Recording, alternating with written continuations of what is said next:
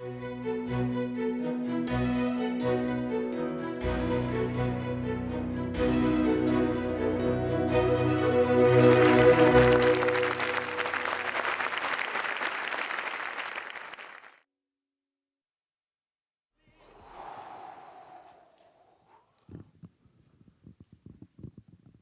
I'm sorry, I can't do this. I quit.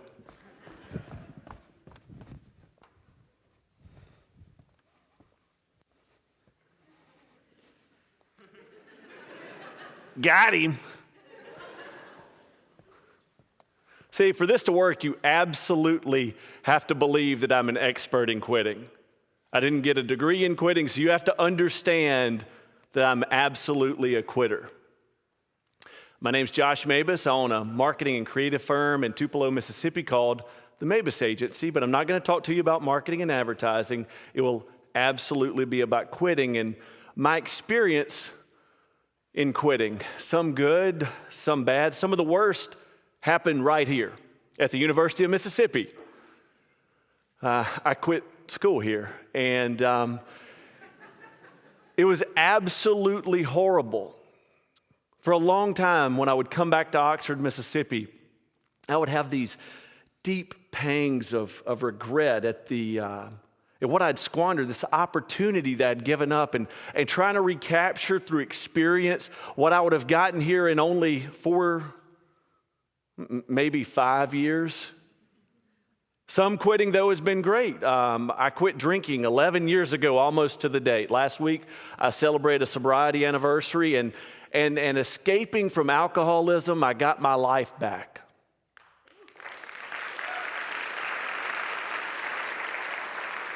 It's given me the platform for success that I can be here and talk to you now. And alcohol probably at least had something to do with me leaving school early, just truth be told. I've had 2 businesses that didn't succeed. One of those, the other partners fired me. That's an intriguing story, but too long for this talk. Let's see, I've averaged quitting a job every 3 years before this business that I own now. Been in business 9 years. I'm on a multiple of 3, so I'm getting a little antsy. But I'm not only going to talk to you about my experience, but I've also been able to work with dozens and dozens of startups and some of the region's biggest and best businesses. And being in a marketing and advertising firm, I get a lot of questions about creativity. People want insight on that, and the only insight I've got is that creativity is overrated. It's absolutely one of the scariest things that you can do, and it's a career path I wouldn't recommend any of you go down. By its very nature, creating is making something that moments before didn't exist. Incredibly intimidating. And any creative endeavor is surrounded by a cloud of negativity. It's just so difficult. This is true from the scientist to the mathematician to the artist, but it's a deeply held belief in the business community, in business creation, entrepreneurship. It's where we see statistics like this. 80% of small businesses fail. Ever since I've heard this stat, I've repeated it often. Likely you've heard it, believed it, and repeated it. I didn't hear any gasps when this came up. Didn't surprise anybody. I write a weekly business column for the Mississippi Business Journal, and I want to use this as the basis for a column. And just like any good writer, I have the thing I want to talk about, and I have to go find a source to substantiate it. So I began to search and search. I didn't think it would be that many searches when I started, but it took a long time to find anything. And through that journey, I began to question the stat itself because there were just circular references. This article would reference this one, would reference back to the first one, and so on and so forth. Couldn't find anything. So in questioning this, first it was 80%. If something similar happens to a group, to 80% of a group, normally researchers are lined up to study that. Now, I'm not saying this research doesn't exist. I just couldn't find it, okay? And then failure, the word failure, that's an awful broad brush with which to paint. I mean, was it lack of clients? Was it lack of revenue? Lack of profits? I mean, those are the cornerstones of business. I mean, you're in business to be in business, to gather clients, to gather revenue, to gather profits. Or they get hit by a friggin' meteor? I mean, why did these businesses fail? And through this, several factors showed up. And also I began to develop a theory that one factor, failure itself, the expectation of it and the acceptance of it might contribute more than anything else.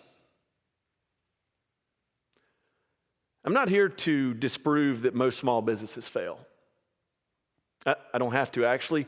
In 2012, the U.S. Bureau of Labor Statistics did that for me. See, I did find something in my search. They reported that only 24% of small businesses fail in their first year, and only 48% fail after 2 years. So you may be saying, Josh, that's old data, 2012. Well, just think about where that sits next to the economic downturn of 2008. We were just beginning to come out of the Great Recession at that point. So those numbers might even be skewed to the negative. So now, in light of this, we can't even say that most small businesses fail. Yet, every time I bring this up, I feel like I'm trying to change somebody's mind. I could feel the energy from the crowd, kind of like, yeah, really? Yeah. So why do we believe that so deeply? I think guys like me, other entrepreneurs, may have perpetuated this just a little bit. Sound strange? Well, maybe not. How much greater is it that I can stand in front of you with success, having survived 4 and 5 chance of failure? Plus, it's a really good way to keep competition down. Don't do this thing that I'm doing. It is incredibly difficult. I mean, I did it earlier with creativity, right? That might have been sage advice or might have been a ploy. How much greater the glory when you survive insurmountable odds? Makes me think about the time of dragons, and stay with me for a second. Yes, we're going to talk about dragons for just a minute. A man leaves his village in ye olden times, going to hunt to provide for his family, maybe even the entire village. He's not a particularly good hunter. He hunts all day, sees nothing, no tracks, no sign. Night's beginning to fall, and he knows it will become dangerous, so he has to go back to the village. As he's trudging back wearily, his pride is bruised, his ego is disheveled, and he's trying to think about what he'll say. Will he go back and tell the truth? Maybe, or maybe it'll be more like this. I was just ready to go back when the largest buck I'd ever seen stepped into a clearing. And I knocked an arrow and let go of the perfect shot. Loosed the arrow and it struck the deer right in the heart and it fell dead instantly. As I was going over, I heard a crashing through the underbrush and a great dragon appeared, and I barely missed some fiery breath. Luckily, the dragon was more concerned with the deer than with me, and it absconded with my prize into the woods, because it's always the biggest one that gets away, right? It's a lot better than deciding to go back. Surviving those insurmountable odds is much greater than deciding to quit. Earlier, if I would have quit and not come back out, when somebody asked you, how'd that TEDx event go? Likely the conversation wouldn't have been, now, that first guy, he got up there and, public speaking's a bear, and he faced it down, and by golly, he just failed, bless his heart. No. I know some of you, I know. But I don't know all of you. But I think it would have gone more like this. That dude choked. The first guy friggin' choked and ruined the whole rest of the event. He quit. I'm here to talk to you about quitting, not failing. And while there may seem like there's an insignificant semantic difference between the two, the contextual difference is tremendous. Because failing happens to you. It's circumstantial. Events conspire to cause failure. Quitting? Well, you decide to do that. You give up. Let's put it this way. If I looked at you and said, "You're a quitter," likely you would feel anger. If I looked at you and said, "You're a failure," maybe more towards sadness. There is a difference. Every Pathfinder's work, every creative endeavor is clouded with negativity. Every time a new business opens, there's the old men down the street at the coffee shop who say, "Oh, I'll give him 6 months." It's part of our belief system. Starting a business is difficult. Proving a new theorem is difficult. Putting the first stroke of paint on a canvas is difficult. Because when you're beginning something and you can't see the end, it's much easier to say, "I'll probably never get there." It's much easier to say, "Oh, nobody came out and support me," than to say, "I didn't compel enough people to support me." I can't prove to you that success isn't rare, but I don't think nearly that many people fail. I think they quit. Because when you're starting something new and you feel that the deck is stacked against you, that the odds are insurmountable, and that failure is a foregone conclusion, it is much, much easier to look at your circumstances and say, "I'm done." But that's quitting. And I know. It's happened to me a lot. It's happened to me in the business that I own now. I'd been in business 4 years. After the first year, we grew 30% for 3 years, year after year. I had 3 employees, and things were going great until they weren't. One of my key guys quit and showed some insufficiencies in the other one, so I let the other 2 and I let them go over time. The clients that we worked with in the beginning, some of them weren't that great. Some were abusive. Some didn't pay their bills on time. So all the markers of business success were leaving. I wasn't an employer anymore. Didn't have that many clients. The checking account was running out, so I felt incredibly lonely. And I felt like a failure. Which wasn't that odd, really, right? I'm supposed to fail. And I began to just accept that I'd lived my life cycle and I had to go along with this, that my failure was insured, and here it was. Come collect.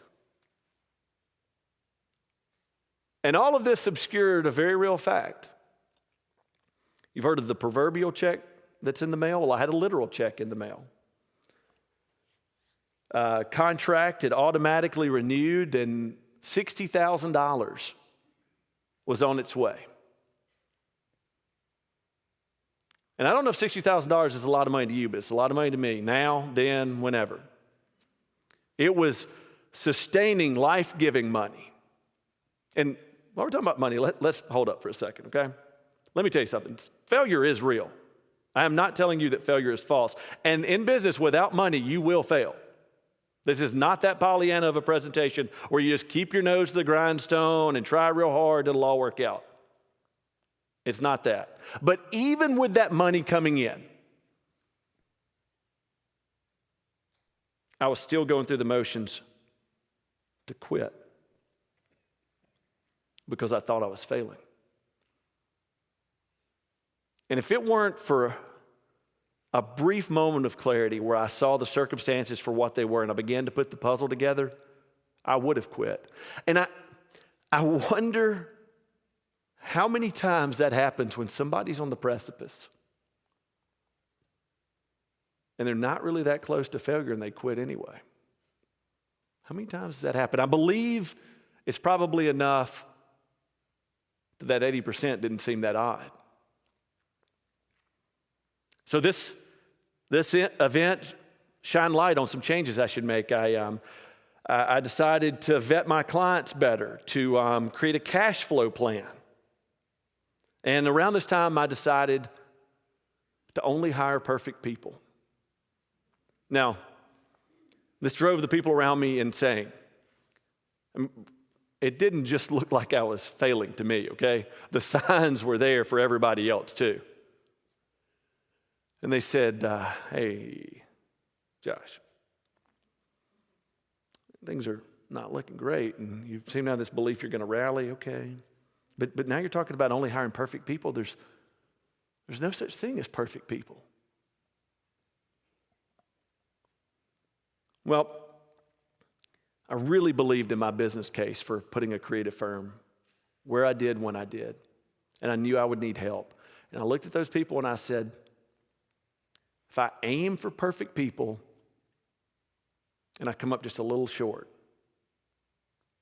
I'll still be doing okay. So I implemented those changes. And the next year, my business doubled. And the next year, that doubled. And it doubled again the next year. Luckily, I can tell you now that we have a sustainable growth pace that's not driving me insane. And several years later, I have 20-something nearly perfect people and dozens of nearly perfect clients who work with me in partnership with trust. But that nearly wasn't the case. I nearly quit because I thought I was failing. I'm an entrepreneur. And you may be in the audience thinking, well, this doesn't apply to me, but this is for any creative.